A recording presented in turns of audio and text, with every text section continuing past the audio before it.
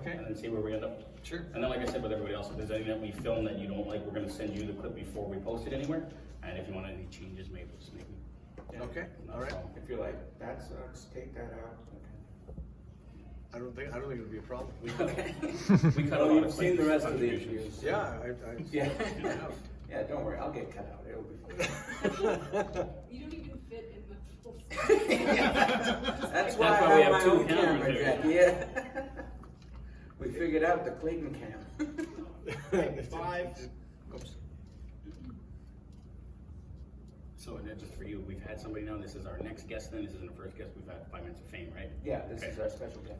So we're gonna go? Special. Yep. Joining us now, we have an award-winning musician, both as a solo artist and as a member of the Crash Test Dummies. Help me welcome Mitch Storage, everybody. Mitch, it's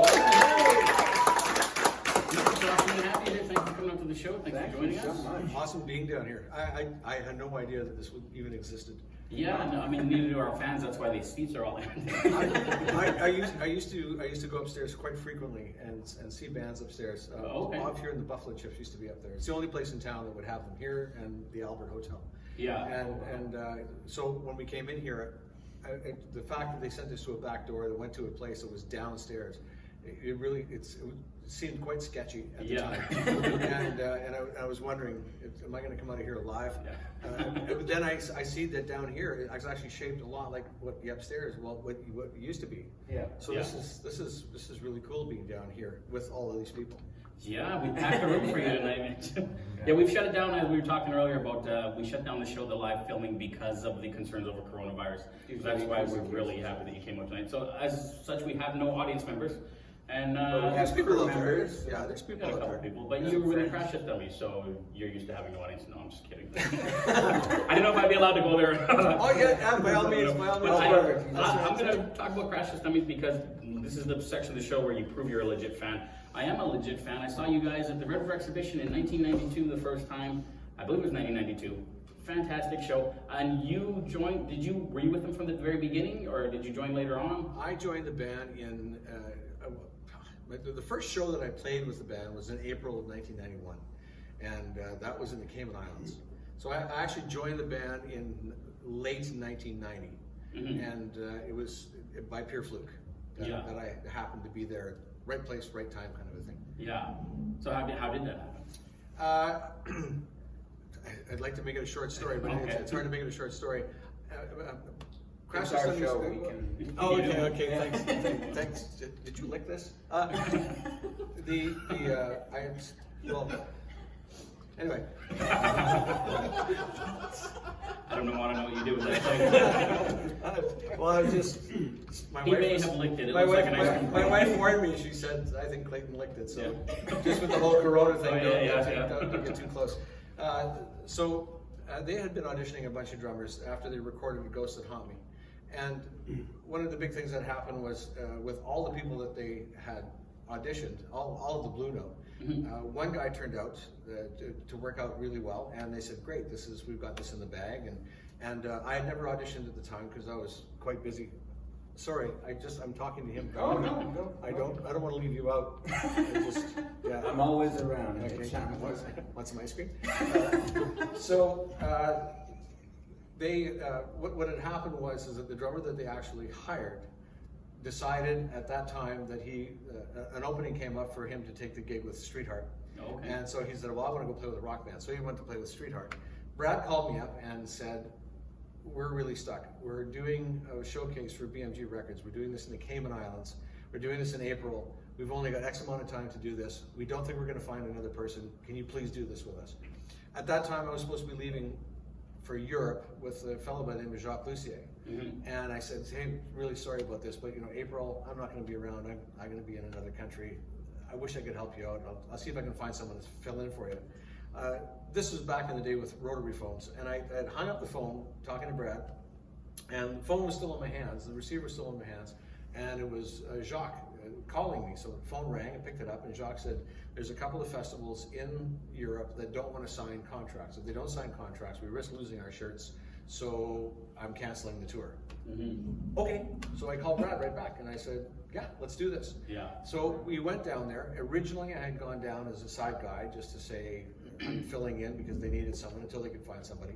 But I had a chance to talk to them on the plane. I sat with Dan and Brad on the way down, and they really had their heads screwed on right. And I said, like, wow, like these guys they're not sitting around going, we got a record deal, we're amazing.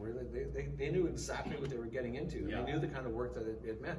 So when I got back, I said, I'd be really happy to make this like a priority call. And so if you guys have something, let me know. I'll be your guy. I'll get someone else to sub in for anything else that I do. The rest is history. That's awesome. There's a little pregnant pause. Yeah, I'm processing it all. You just kind of got stopped right in your. Well, Nelson is a huge fan of music to begin with. Like he is so knowledgeable about so many things that so many people don't know. So I think he was processing all that because he's going to use it as a quiz to people later. Like the Cliff Clavin of Winnipeg Comics. This is important. You need to know how Mitch got involved with the Crash Test Dummies. So now I'm going to be that guy that can tell everybody your story. Yeah, I'm going to spread the legend. Yeah, That's awesome. and you can ad lib on that too. I can just make shit up. That's awesome. You got to go fight with Brad. No, that's the best way to go. Just make shit up. Yeah. I think it's great. Right on. You know, you got 18 different people with 18 different stories. Yeah. They'll Wow. all come away from it. So, and you produced their next 2 albums? I co-produced. I produced and co-produced God Shuffled His Feet, which was the big one, and then we learned a lot from doing that album. And when we did the third album, which was A Worm's Life, then myself, Brad, and Dan more or less took the helm and made that whatever it is. Yeah. A lot of people didn't really like that album, but we still liked it because we were being honest to what we thought it should be. And you know, after that, you need to find producers or you need to find people in the industry that can take you out of your shell, because you work too much in these situations and you start sounding the same all the time because you kind of go to the same well for ideas. Yeah. So that's where we needed someone else to come in after that to say, you know, you need to go in a different direction here, you know, and that happened. And you came on a great time because God Shuffled His Feet, like you said, that's the album that kind of really kick-started everything for you guys. Yeah, well, that album had potential to go absolutely nowhere. Oh, yeah, it really did. Here's more trivia for you. Okay. And which you it can improvise. Yeah. And more ice cream. I just see a little sweat on your brow. On your, It's a little warm under the it's light. okay. The record company actually didn't get behind God Shuffled His Feet at all. When we recorded that album, they really wanted it to sound like Annie Lennox's album. Do you remember Why? Right? Being your big music aficionado. So they wanted it to be lush and with a lot of production like that. And when we were doing God Shuffled His Feet, we were actually laughing at the genre. We didn't think it was the right thing to do. Yeah. So the record company fought us on that. And then the hit single, which is they fought us on that as well, because that was actually the biggest fight, because they said, what are you guys doing? You're writing a song that has no chorus. Nobody's Like, gonna what are the wanna words for the request it on the chorus? radio. Yeah, like, people can't sing to that. What are you doing? Yeah. So they fought us on it. They fought us on it. They fought us on it. And we held our ground. Coincidentally, that particular song really turned out to be in our advantage, because no matter where we went in the world, there was no language barrier. It was awesome. You know, we could be in Sweden, we could be in China. It didn't really matter. They go, Everyone can sing along. It was great. awesome. Yeah. So that, but it was actually a radio station called 99X. It was Linda. I can't remember her last name, but she really thought that the album was great. And this is in Atlanta. And she started playing the album like crazy, and it started doing really well. We sold like 100,000 records just in Atlanta alone. And then they have a sister company, which happened to be in Minneapolis. So they got that sister company to start playing the album. The album did really well in Minneapolis. So that's when Clive Davis with Arista Records turned around and said, hey, who are these guys? You know, well, we've been on the label for 4 years, you know, but who are they? So they took us on and they started promoting us. And we went to Los Angeles right when the big earthquake hit in 1994. I think it was 1994, the big earthquake hit. And so everything shut down except the radio station, K-Rock. And at that particular point in time, we were actually climbing the charts. And because they shut down, for 3 weeks, we were on like twice an hour. Okay. So when you get something shoved at you that much, you either learn to really hate it or you learn to really like it. Yeah. I don't know how many people really hated it, but a few million really liked it. Absolutely, So yeah. that worked out to Is our that how it advantage. ended up getting the Dumb and Dumber soundtrack? No, actually, Dumb and Dumber was a completely different thing.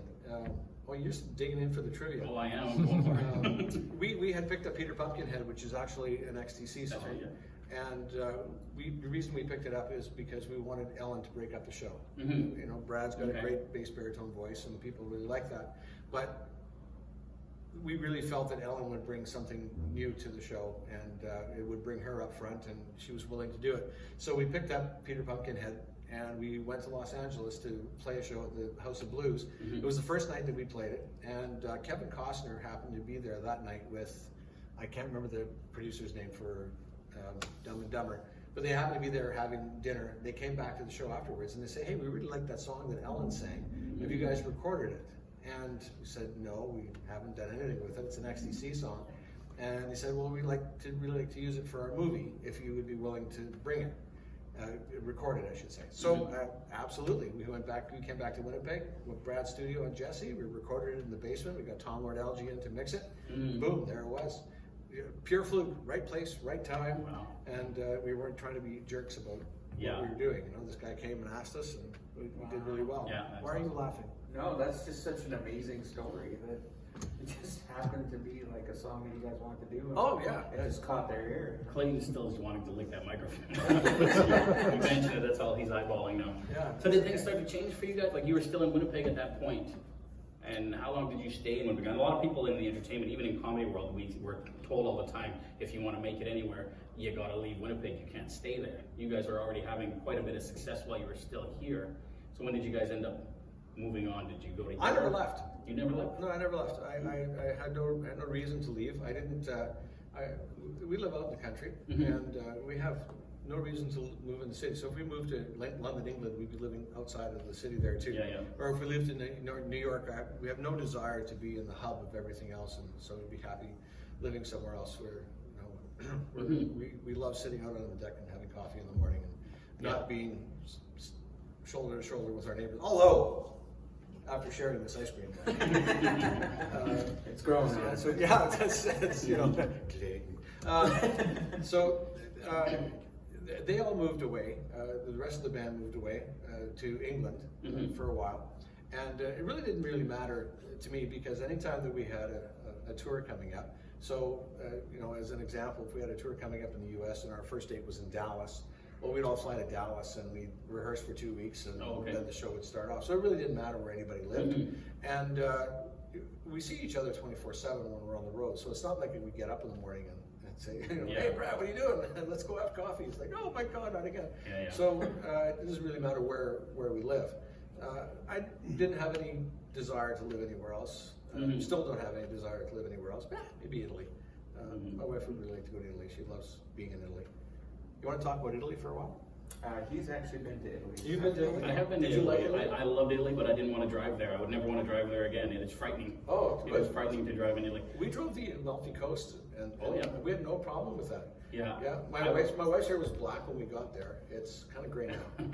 I was okay on the coast. It was the city. It was in Rome, driving around in the roundabouts, and they have people coming from. If you've never been to Italy, driving there, it is really frightening. I've watched Mission Impossible and the car chases. That's not a car chase. That's just standard just driving in Europe. traffic. That's what I felt like, because you got 4 lanes in each direction, and cars are just go where there's a space. Yeah. That's Maybe frightening for me. Maybe that says something about my driving, because we had an amazing time. Yeah. I didn't have any problem at all, and we found some amazing places. Oh, I absolutely loved it there. Just the driving. Even in Florence, they told us like don't drive into Florence. Just park on the outside of Florence. Yeah. And for me, that said, let's go to Florence. Yeah. So we drove right in, like we wanted to go see David, and we drove right to the heart of it. Got 2 blocks from the museum, parking spot.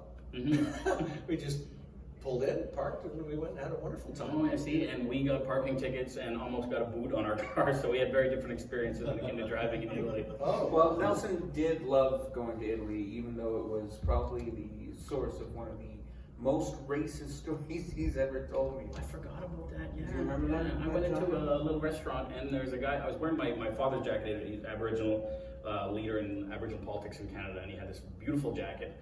And I was wearing this coat, and I walked in this restaurant, and the guy got very excited because in Europe, Aboriginals are like unicorns. They don't have Aboriginals up there. So he sees the brown face, he sees the jacket, and he put it together right away. But he's like, redskin, redskin. He couldn't speak much English. All I could say is, redskin, redskin. Hey, I like you live in a teepee. Look how racist I'm being.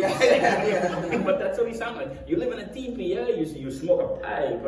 I like you. I was like, wow, this is like the most awesome racist experience I've eaten. It's not being Thank racist. you, Super Mario Brother. Yes. Actually, he wasn't being racist at all. He's actually No, recognizing, no, he's he's recognizing your he culture. was very And he fed you very well, And which he I was did. envious of. He did. Their pizza's very different down there. Did you find that? I didn't find their food was what I'm used to, like Olive Garden Italian food, which is not really Italian food. I discovered a caprese salad there, and I'd never had a caprese salad before we got there. And Yeah. we were sitting down, and my wife was sitting across from me, and she was saying, "Let me take a picture of you eating your caprese salad." Meanwhile, she was taking a picture of the waiter behind me, and but it really didn't matter.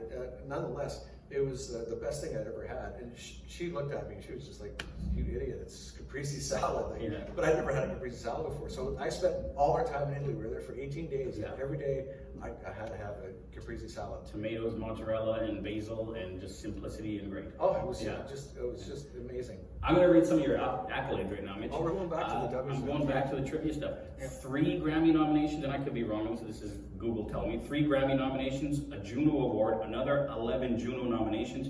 You've been on Letterman, Arsenio Hall, The Tonight Show, Conan O'Brien, Saturday Night Live, and now After Dark. After Dark, yes. It just gets better and better and better. Yeah, Your career it's is just skyrocket. skyrocket. It's incredible.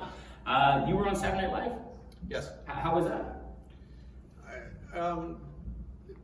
Everybody would like to think that it's one big party, but I mean, Saturday Night Live is a very high profile, we make no mistakes Yeah. kind of deal. But I have to say that we were on at a time when Saturday Night Live was really like, it was with Adam Sandler and it was with Chris Farley, and the cast were amazing. And I mean, you go down there at 2 o'clock in the afternoon, and you're on. You need to be found, and you go through makeup, and they run through the show and make sure everything's going to work right. And Saturday Night Live is done twice, right? They do a taping, and then they do a live show, and the tape runs underneath the live show in case anything goes wrong in the live show. They cut straight to tape, right? Oh, Clay, we should do that. We should do that for So sure. much on this show. Absolutely. Yeah, So they put, okay.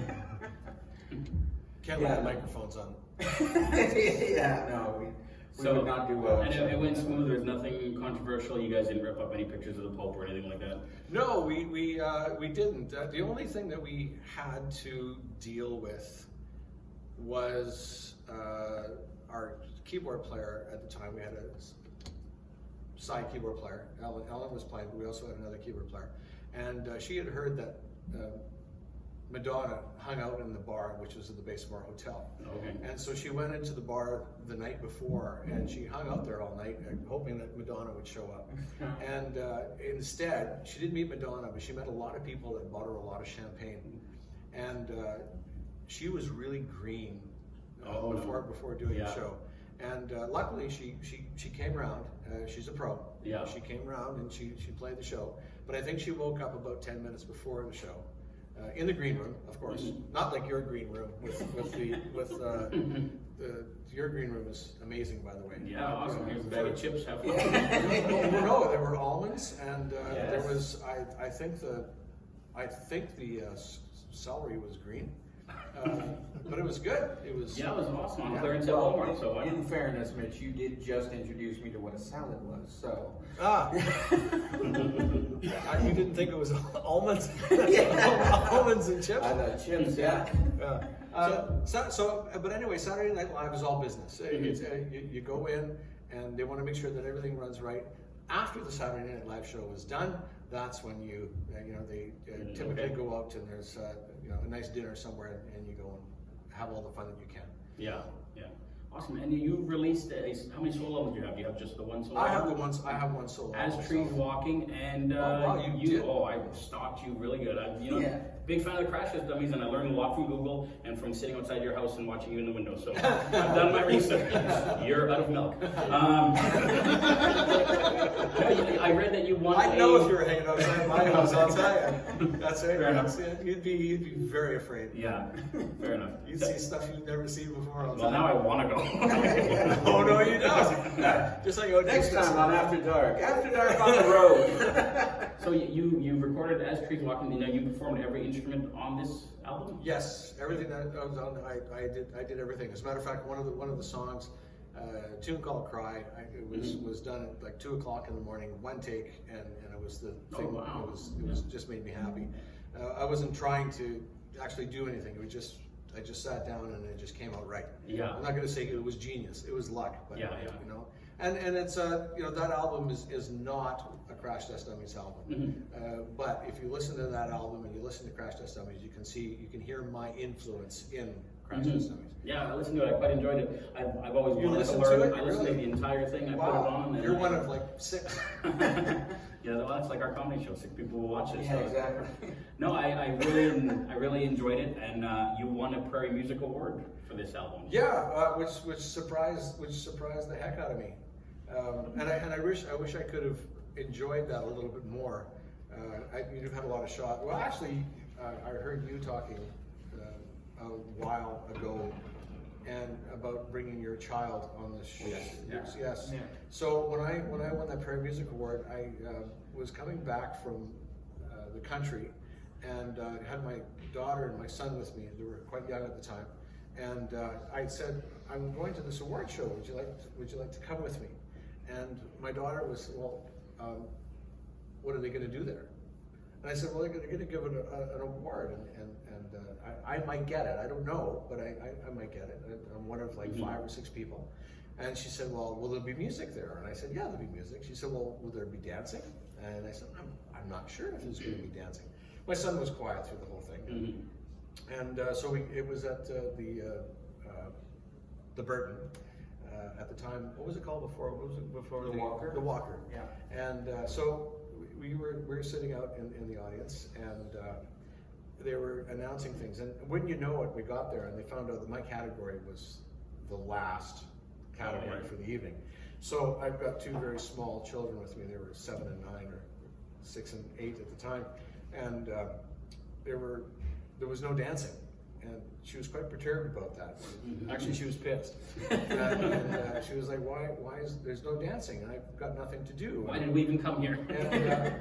And just by pure fluke, someone on the balcony had dropped their program, so there was paper. And I figured if I could find a pen, I could give her the pen and paper, and it would, you know. I think my son might have been sleeping at this point. I'm not sure, but that lasted about a minute and a half, and it was like, "Okay, we need to go." And I went, "Well, but they haven't come to my category yet. We just wait?" And I went, "No, we need to go. Yeah. I'm not having any fun." And so I figured I could stall them by taking them to the green room in the back, because I was one of the candidates and could get away with it. So Tom Sparling was there at the time, and I said, "Do you mind if we go to the green room, because my kids are losing it?" And they said, "Sure, you can do that." So we go up, and of course there's only vegetables in the green room. There's nothing else but vegetables and maybe some coffee. So you can imagine what was going on there. That wasn't going over really well either. So finally it got to the point where, okay, they're not going to make it. They're melting down. We have to go. So I go down and I tell Tom, "Sorry, Tom, we got to go. This has got to happen. My kids are losing it." And he says, "Look, you have to stay," because he knew that I was going to win. So "You have to stay." And I said, "Look, you know, they're not happy. We got to go." And he said, No, okay, we're going to do it right now." So they come along, and I had prearranged with a friend of mine from Regina, Hal Schrank. I said, "Look, if my kids lose it, I'm going to have to go. If I happen to win the award, can you claim it for me?" Yeah. He says, "Absolutely, no problem." So Tom goes out and he makes the thing, and my kids are sitting there and they're losing their shit. So I put them up onto a case. I said, "Look, I just got to go grab this thing and I'm going to go." So they say, "Mitch Dorge." I walk out onto the stage, and as I'm walking onto the stage, Hal Schrank is walking down as well, because he thinks that I've left, and that they're going to come and he's going to take it for me. So we both end up standing at the podium or the lectern, and you know, I say thank you very much for doing this, and right when I say and, my daughter from the wings is like, I want to go home! and the entire theater just loses their mind because like, wow, this is a little voice coming in. And I just said, hey, Hal, it's all yours, buddy. I gotta go. That's awesome. So I didn't get any of the glory of actually winning the award. I got the thing at home. It keeps the window open, but that's about it. Yeah, see, they would have been fine here. We got chocolate-covered almonds, we got potato chips. I just brought Clayton snacks, and that would have been perfect. Your green room snacks, and we could have let them lick. No COVID, sorry. So, and speaking of awards, I read that you won the Sir Hugh John MacDonald Memorial Award, which I don't know what this is. Was it the Hugh John MacDonald? Oh, that I'm was lying about this. No, that was from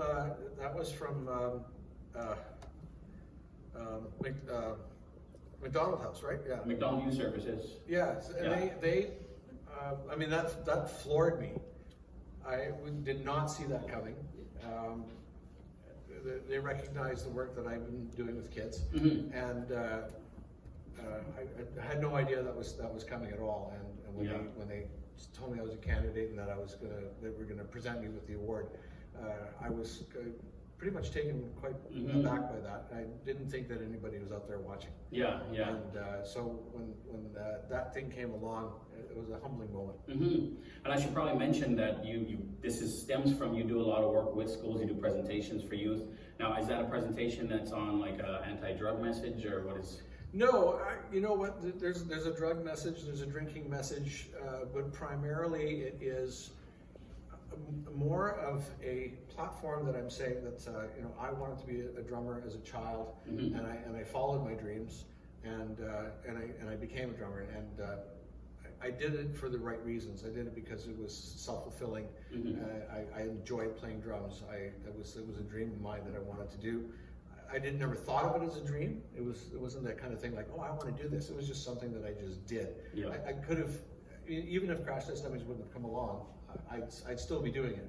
I'd be living more on Kraft Dinner than I have been, or almonds and chips and microphones. But the main point is to we don't encourage kids these days to follow their dreams. We ask them what they want to be. Do you want to be a firefighter? You know, what do you want to do to buy a boat? And that's not what I'm about. I'm about what makes you happy. What's going to fulfill you. Now, unfortunately, that doesn't necessarily fit in with the school curriculum. But so if you add the drinking and driving component. Now, I don't look at it as this is a thing that you could get involved, that you're wrong, this is a bad thing to do.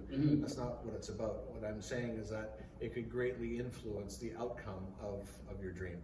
So, you know, and there's a lot of people that have pursued their dreams, whatever that might be, whether you want to be an astronaut or if you want to be a floor sweeper, doesn't matter.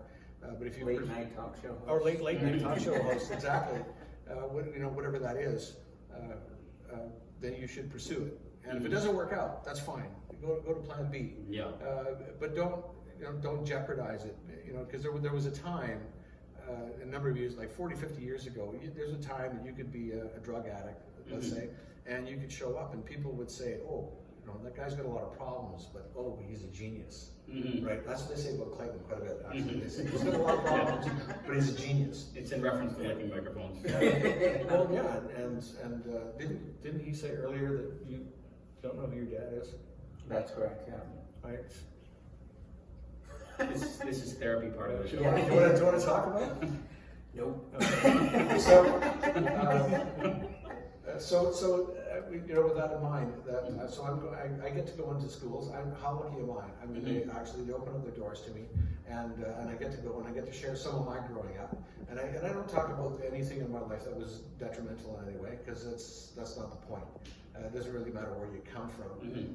Of course, as I've gone on in through time, I've learned that not everybody gets that. Some people think that I've lived with a silver spoon in my mouth, and it's by being able to have some dialogue that I've been able to correct that thinking. But to go in and try to provide some level of influence, it's just to say, look, I believe in you.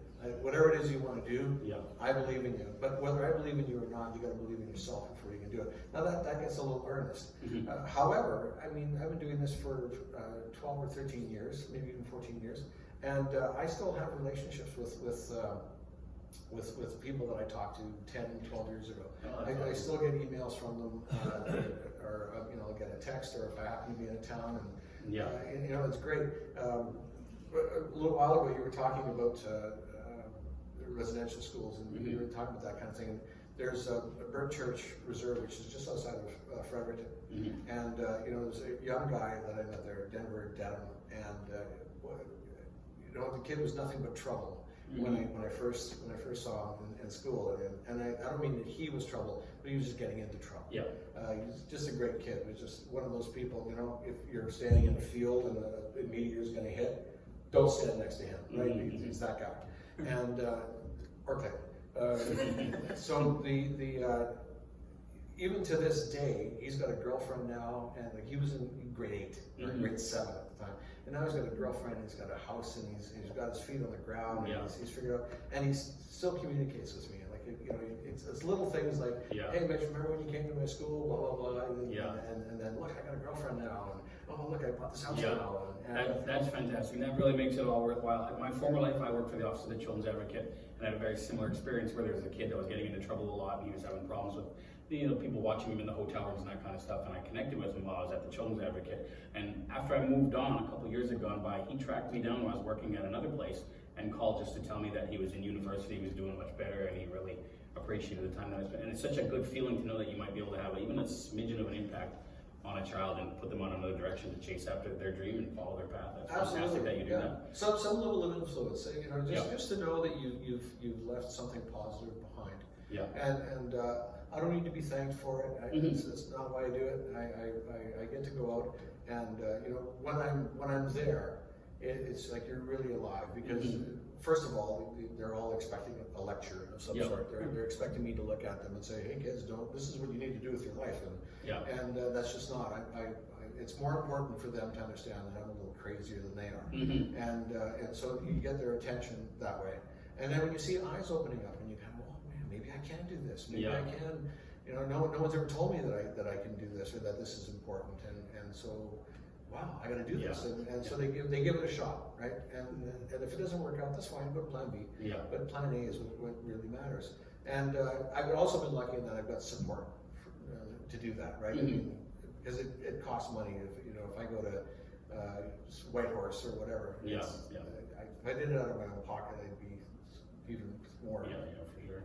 We've done presentations in schools, and it's fantastic working with schools, working with kids, just because everybody always says it's the honesty that they have, right? We did a presentation on anti-bullying with a group of kids, and after I was done, these are like 7, 8-year-olds, right? So after I was done, I asked, did anybody have any questions? And this one little kid who was paying attention intently throughout this whole presentation raises her hand.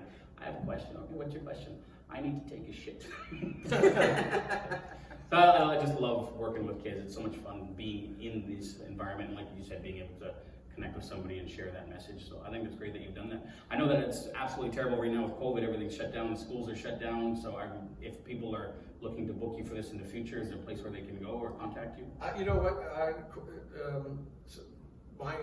My savior in this particular case is the Cooperators Insurance, and they have Jane Russell and Celeste Dockers-Good are two people that work with them, and really all you have to, if you're a school and you say, wow, we'd like this guy to come to my school, you just find your local cooperator's office, you go in there and you say, I understand you have a relationship with Mitch George and we'd like to have him in at our school. They'll make some phone calls and they'll arrange it, they'll make it happen. Perfect. And you travel all over North America doing this? You know what? And they look after for everything that's in Canada. Okay. And I think the other thing that works with that, and I urge all my entertaining people, and I've heard you guys talk from time to time, and I know that you're these people as well. But it's also important, I think, that when you're with these kids, and I hate to call them kids. Because it creates I'm the adult, you're the child. I don't really like that, so I use the word students. But it's really important to be real with them as well. We all have we all have stories beyond, right? You have stories beyond comedy, you have stories, and we've had our personal triumphs and stuff like that. And maybe not all of them need to hear it, but there's a couple people out there that need to know that there's been some struggle in where you're going, and you know, because people don't see it. You know, for instance, John Youngberg. I don't know, you had him on the show, and there's an amazing human being. You know what? I mean, he's had some issues he's had to deal with in his life, some of them in health, and he doesn't drag that on stage with him. He keeps it happy, but he's gone through so much growth in his life that has brought him to this next chapter, and he embraces the next chapter. You know, that your adversity creates an incredible human being, and I think that's something that people need to know sometimes. Not everybody needs to know, but there are people that knowing that you've had some struggle is really important, and because you know, very often people feel that, you know, you don't understand my struggles, and I do. I've been there, done that. You know, got the T-shirt. And you don't understand what it's like to be accepting an award and having your kid yell in the background, "Let's get the hell out of here!" Exactly. Well, I think even though you said you don't need to be thanked, I think we thank you for everything that you do. I don't claim speaking from myself. Well, Yeah, I'm just saying, you know, and Well, I we think said- everyone here thanks you for what you do. So. Oh, You know, like online and stuff. oh, okay. I thought you meant everyone here. Well, there's a few people here. They thank. Yeah. Miss Percy and everybody, thanks for coming out. We really appreciate that. Mitch Storage. Mitch Storage. I mean, let's do that again. Yeah. Mitch Storage, everybody. Thanks a lot for coming out. No, that's awesome. I really appreciate that. My background is social work and working with kids, so I mean, it is my passion beyond comedy. I mean, if I start talking with child welfare, I'll get stuck on it for hours.